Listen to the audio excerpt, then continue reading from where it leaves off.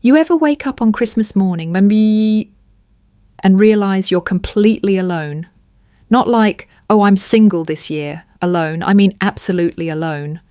No smells of breakfast, no sound of laughter, no voices calling your name down the hall. Just silence. Cold, sharp, personal silence. That's how I found out my entire family had left for our Christmas vacation, without me. I'm Elisa Campbell, I'm 29, and this is the year I finally stopped making excuses for people who don't even remember to knock before walking out of your life.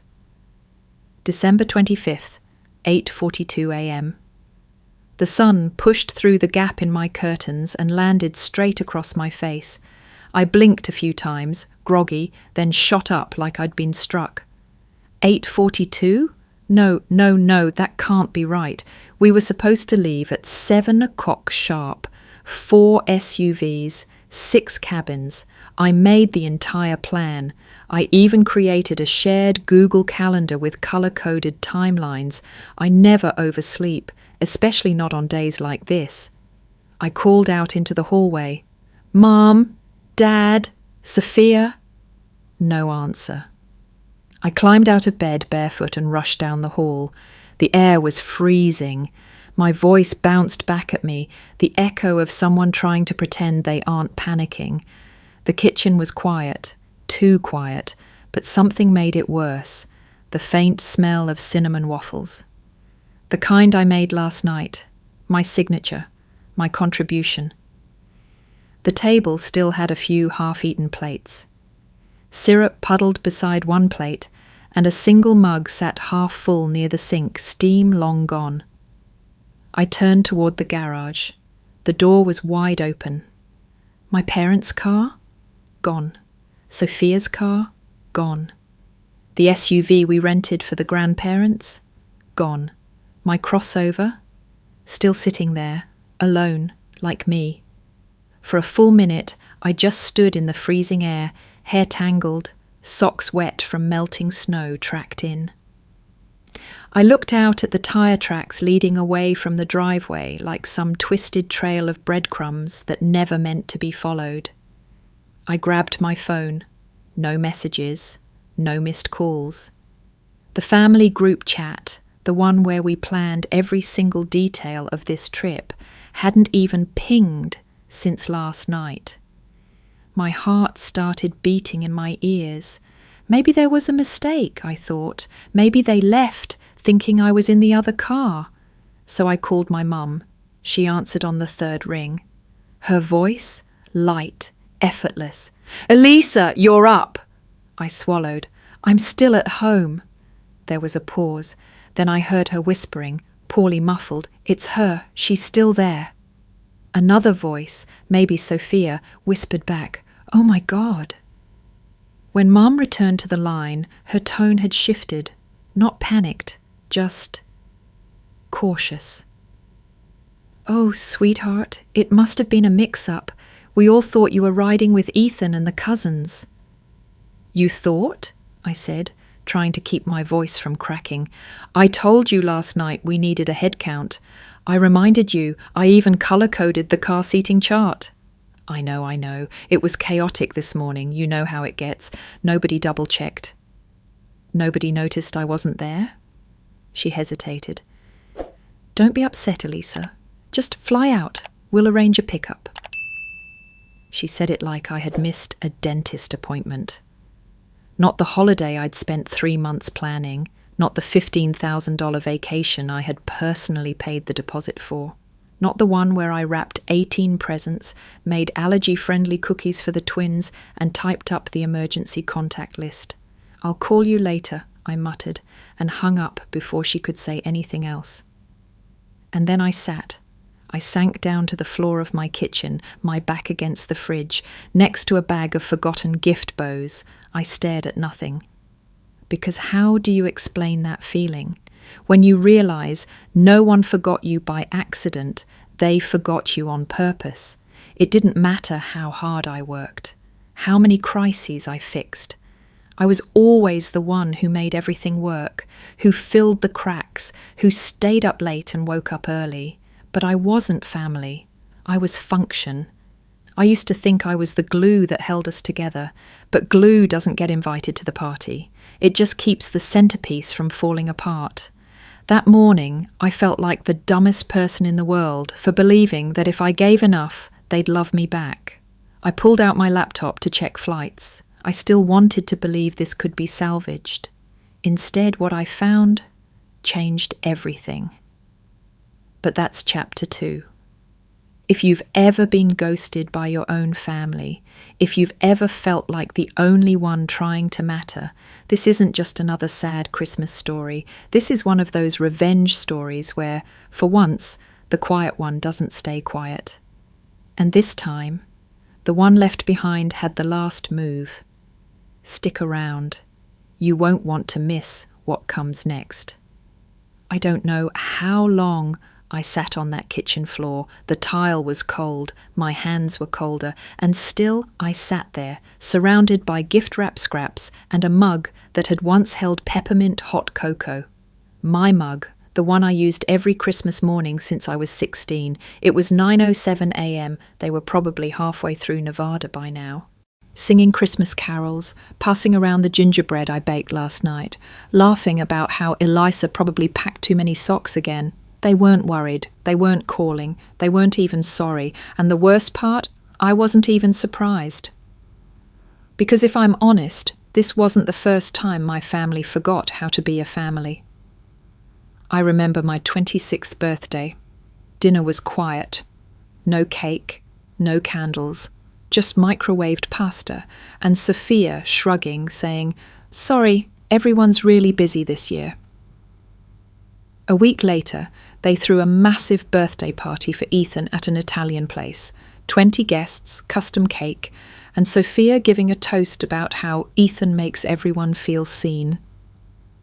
I wasn't angry back then, just embarrassed, hurt, told myself not to be petty. Same thing happened when my dog Finn got sick. Fever spiked to 104 degrees. I stayed up all night nursing him and still logged on to fix our family camping itinerary. Because Aunt Karen had accidentally booked Texas instead of Colorado. I didn't get a, "How's Finn?" I got a text. "Did you fix it yet? Everyone's waiting." Even last year, when Grandpa was in the ICU, I took 3 unpaid days off work to help Mum at the hospital. I sat by Grandpa's bed while she cried. I handled all the nurses. Sophia, she didn't show up once. But at the funeral, she gave a speech like they'd gone fishing every weekend. I remember sitting in the front row, watching her lie beautifully into a microphone while I checked on catering. She got applause. I got clean-up duty. And somehow, I convinced myself that was love. I used to think being the reliable one meant being appreciated, that one day they'd say, "Elisa, we couldn't have done this without you." But now I see it. I wasn't the backbone of this family. I was the doormat. I carried everyone else's chaos like it was my job. I was the yes girl, the fixer, the scheduler, the cleaner, the last to sit down at the table, and the first to get blamed if anything fell apart. You ever feel like that? Like you're not even in the family, you're just the unpaid staff? Let me know in the comments if that's ever been you, honestly. Because I swear for years I thought I was crazy for feeling this way. But it wasn't just the past that hurt. It was the realization that they were fine doing this. They didn't forget me. They excluded me. I could feel it, like a weight settling into my chest. This wasn't a one-time mistake.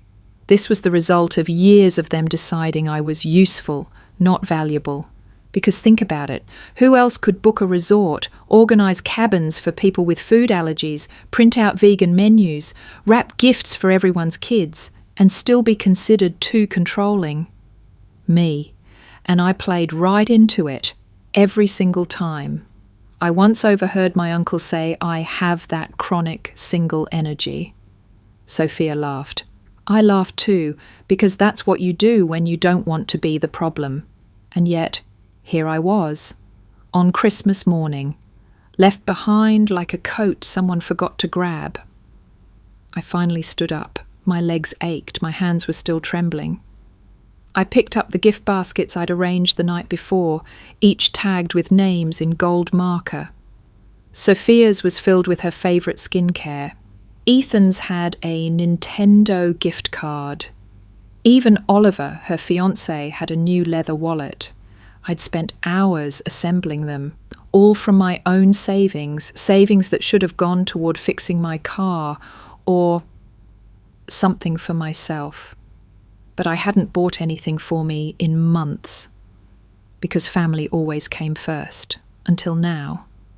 I looked at the clock, 9:23 a.m. If I was fast, I could still catch a flight out to Aspen and pretend none of this happened, smile in their photos, act like it was all just a scheduling error. But something in me cracked, not broke, cracked, like an ice sheet right before it splinters across the lake. For the first time in years, I didn't reach for my planner. I reached for my laptop.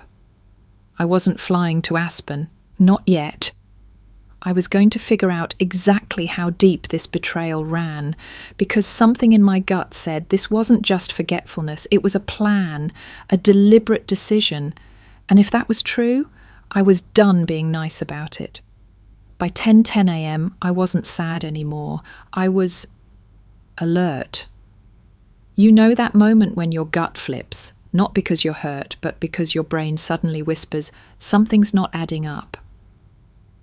That was me, sitting on the edge of my bed, laptop open, every piece of my morning churning like storm clouds inside my chest. They didn't just forget me, they coordinated it. I opened my email to pull up the original booking confirmation. The cabins at Alpine Haven were under my name, every reservation, every detail. I'd paid the deposit myself, $13,200 on my personal card, because Mom said, it's easier if you just handle it. We'll Venmo you later. Spoiler, they never do. I clicked through the emails, something nagging at me. The check-in code, the itinerary, the printable PDF I'd sent to the group chat. They didn't need me physically there. They had everything they needed to check in, if they had it. That's when I opened iMessage on my laptop. I wasn't trying to spy. I just wanted to double-check something I'd sent last week. But then, a sync notification popped up. An old backup folder from my iCloud, a shared family device we all used years ago, still linked to my desktop. I had forgotten it existed. One folder stood out. Christmas 2024, Nolissa backup. I froze. My hand hovered over the mouse. The name was too specific, too cruel, too clear. I clicked. And there it was. An entire message thread. Screenshots of a group chat I had never been part of. Between Mom, Dad, Sophia, Ethan, Oliver, even Aunt Karen and my cousins Lily and Josh. The first message was from Ethan, sent last week. Ethan. So it's settled. We leave at 7:00 a.m. sharp. Nobody tells her anything. I stared at the screen, heart racing. Sophia. Elisa always makes everything stressful. Last year she colour-coded the grocery list. Oliver. Yeah, and turned the cabin kitchen into a military base. This year should actually feel like a vacation. Lily. She's not going to take this well. Ethan. She never does. She'll cry, go silent, then show up with cocoa like nothing happened. I kept scrolling. One message hit me harder than the rest. Mom. I know it's harsh, but she doesn't take hints. Maybe this year she'll finally learn we don't need her. My throat closed up. I had done everything, for years, not because I wanted praise, but because I thought I was wanted, needed, part of something. But to them, I was a burden, a nag, an unpaid event planner with a side of cocoa and anxiety. Oliver, we still have access to the check-in PDFs, right? Sophia, yes, I printed them and put them in my glove box, deleted from the group chat right after. Karen, did she see anything? Sophia, no, I watched her walk upstairs last night. She was humming. I remember that moment. I was humming. I had just finished filling the travel mugs with hot cocoa. One with almond milk for Mom, one with peppermint for Lily's kids. I'd tied ribbons on the handles. They watched me and still left. At some point, I stopped crying, the kind of pain that sharp doesn't allow for tears. It's like your soul goes quiet so it doesn't shatter from the noise. And in that quiet, I made a decision. No more defending people who planned my erasure. No more playing the mature one. They used my card, my planning, my generosity. And now they were probably pulling into Alpine Haven, confident everything was ready, because Elisa handled it. Well, Elisa was done. I pulled up the resort website, logged into my account. The booking was still active. Check-in wasn't until 3:00 p.m. It was 10:47 a.m. They were hours away from realizing that the one person they didn't need was the one person who could pull the plug. My cursor hovered over cancel reservation. There was a warning in red, no refunds for cancellations within 72 hours. I clicked anyway. Then I picked up the phone and called the resort directly. Alpine Haven, this is Monica speaking. Hi, I said calmly. This is Elisa Campbell. I'm the primary on reservation number AH1170. I need to cancel the entire booking. A pause. Ma'am, this is a peak holiday weekend. We typically don't allow. My family is attempting to use a reservation paid for with my card after excluding me from the trip completely.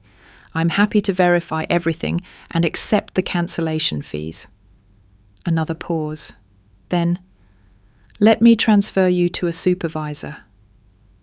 I waited, hands steady, breathing slow. It was the most clarity I'd felt in years. A man picked up. This is Patrick, Senior Reservations. I've reviewed your account. Given the circumstances and the evidence you've provided. He took a breath. We'll issue a full refund to the original card. It may take 3-5 business days to reflect. My eyes closed. Relief, not joy, not revenge, just release. Thank you, I said. One more thing? Yes? When they arrive, just let them know the booking was cancelled by the account holder. No further details necessary. Patrick paused, then quietly, we'll handle it professionally. And, Ms. Campbell? Wishing you a peaceful holiday, even if it's not the usual kind. I hung up and stared at the blinking cursor in my browser. Then I opened my email, typed one short message, attached the cancellation receipt, and included screenshots of the group chat. Subject line, not an oversight, a decision.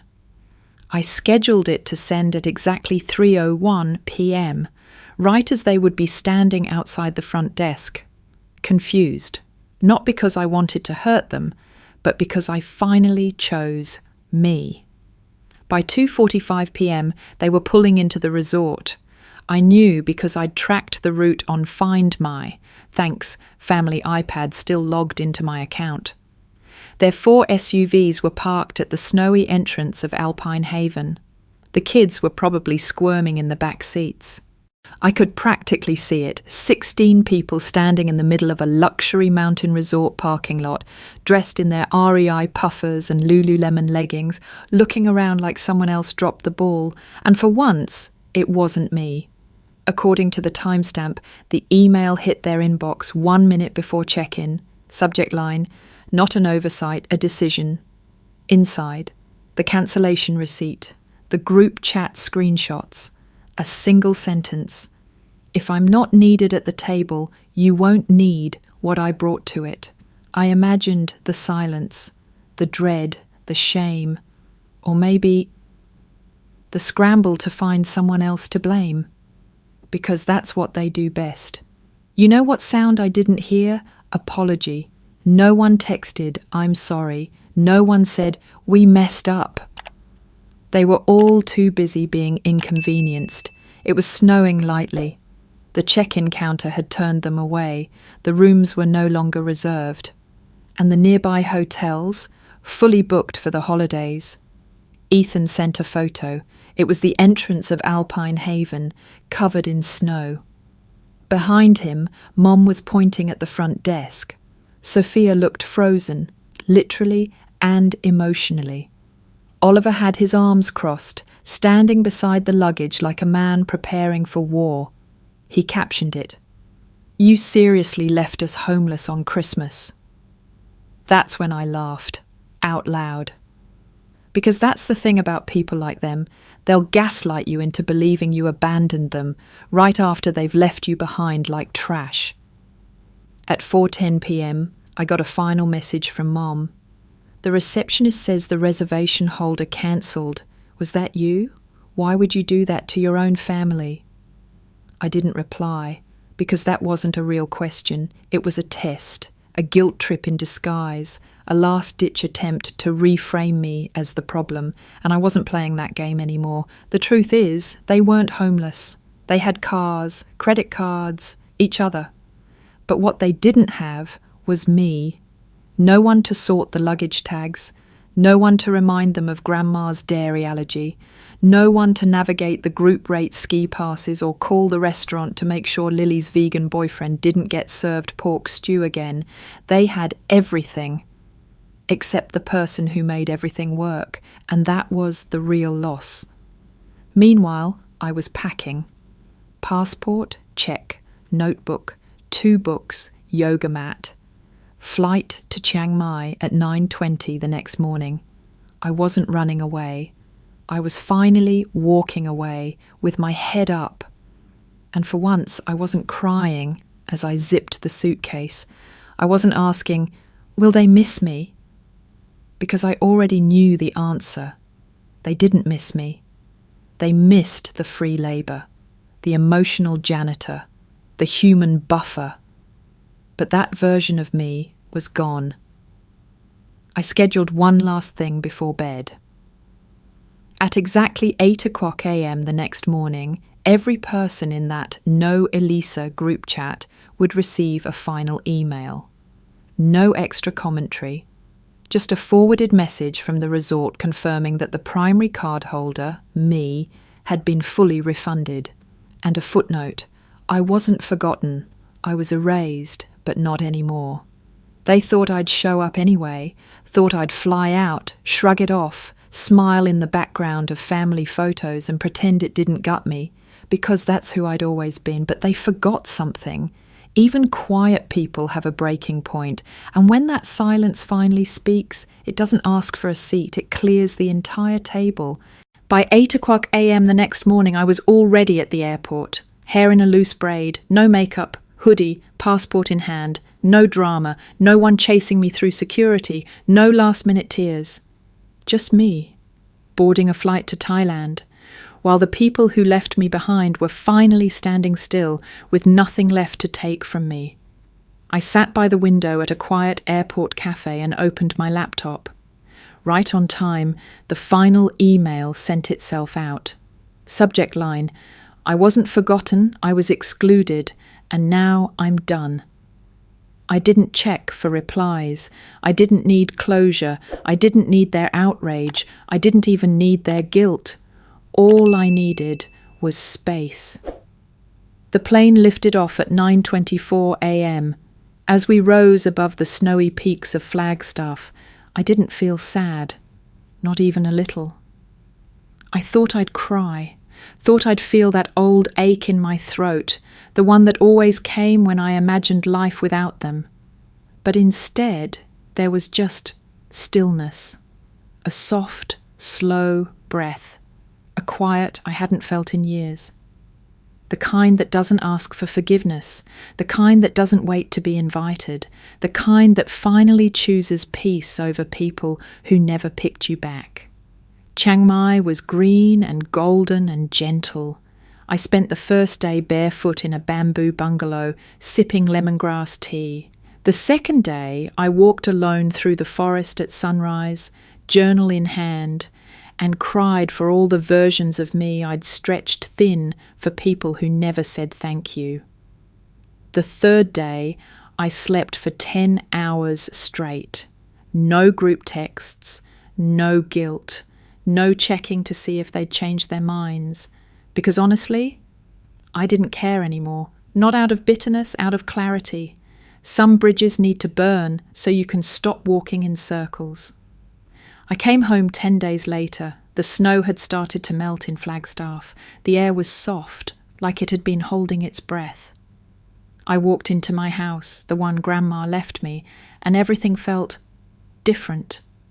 Not because anything had moved, but because I had. And someone else noticed too, because sitting on the couch was my dad. Arms crossed, brows heavy. Behind him my mum.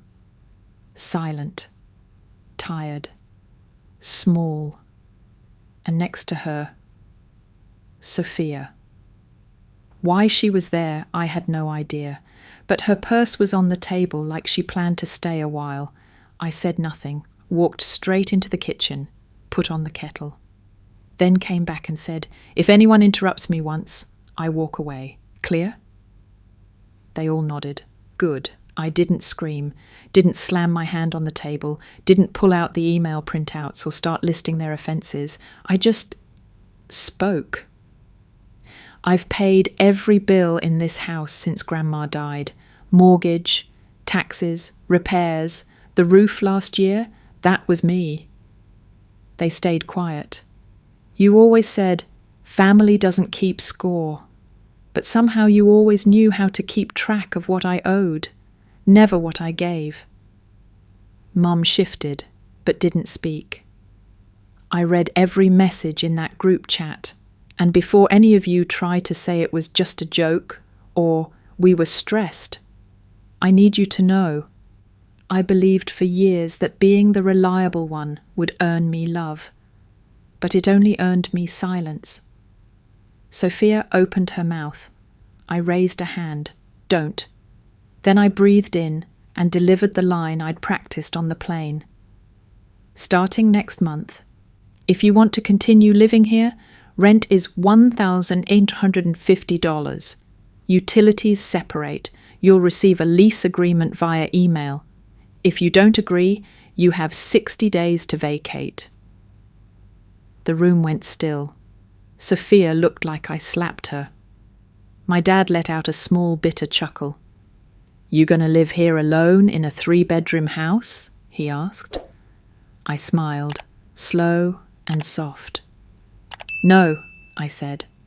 "The upstairs is already listed on Airbnb, booked through April, families from Seattle, then a couple from Denver, and a retired teacher from Toronto." I turned toward my mum. Her eyes were red. "I never thought you'd turn this cold," she whispered. I looked at her carefully. "No," I said. "I turned honest, and you mistook that for cruelty." A few days later, I got a text from Ben, my cousin, the only person who wasn't in the No Elisa group chat. "Got a minute?" he asked. Not calling for them, just me. He came over with coffee and a box of ginger cookies, sat down and said, "I read every message, and I'm ashamed I didn't say anything sooner." Then he added, "If you ever need someone to carry boxes, mop a floor, or be your designated emotional trash man during this detox, I'm here." I didn't cry, I just nodded, and that was enough. A week after that, I found an envelope in the mailbox. No name. Inside, a photo. Me and Sophia, maybe age 9, wrapped in blankets in the backyard, holding hot chocolate. On the back, in pencil. Maybe we forgot where we started, but I remember, we were friends once. I didn't know if it was an apology, but it didn't sting, it didn't bring me back, it just reminded me of what used to be, and what I wouldn't beg for again. Nowadays, I say no more often. No, I won't be at that baby shower if I wasn't invited directly. No, I won't co-sign birthday cards from the whole family. No, I won't leave the door unlocked just in case someone feels guilty enough to stop by. But here's what I do say yes to. Yes to Tuesday night photography classes. Yes to early morning hikes alone. Yes to rebuilding what home means, with people who show up with respect, not just expect it. And you, if you're still watching, let me ask you this. Have you ever been the person holding it all together, only to realize no one would have done the same for you? Have you ever been erased quietly just so someone else's holiday could feel more relaxed? Then this story isn't just mine, it's ours. Drop in the comments if you've ever felt left out by the people who were supposed to protect you, not because we need pity, but because maybe, just maybe, it's time more of us chose peace over permission. You don't need a table that doesn't want you there. Sometimes the bravest thing you can do is leave it empty.